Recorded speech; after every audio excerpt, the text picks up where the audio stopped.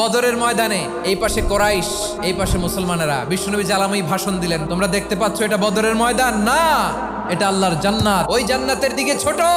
বিশ্বনবীর কথা শোনা মাত্র সাইয়েদনা উমাইর ইবনুল হুমাম বললেন বাখ বাখ, মানে চমৎকার। বিশ্বনবী বললেন মা ইয়াহমিলুকা আলা কাউলিকা বাখ বাখ ইয়া উমাইর, আমার এই কথা শুনে তুমি কেন বললা বাখ বাখ? ইয়া রাসূলুল্লাহ, আপনার এই কথা শুনে আমি বড্ড খুশি হয়েছি, আর আমি প্রত্যাশা করছি আমি যদি ওই জান্নাতের মালিক হতে পারি তাহলে কতই না ভালো হতো। সুবহানাল্লাহ বলেন। বিশ্বনবী বললেন উমাইর আনতা মিন আহলিহা, তুমি ওই জান্নাতের অধিবাসী, তুমি জান্নাতি। উমাইর চিন্তা করলেন আমি জান্নাতি, নবীর মুখ দিয়ে যখন বেরোইছে ওই জান্নাতে তো আমার ঢুকতেই হবে, কিন্তু হাতে 3টা খেজুর খেয়ে যদি জেহাদের ময়দানে যাই তাহলে জান্নাতে যেতে তো দেরি হয়ে যাবে।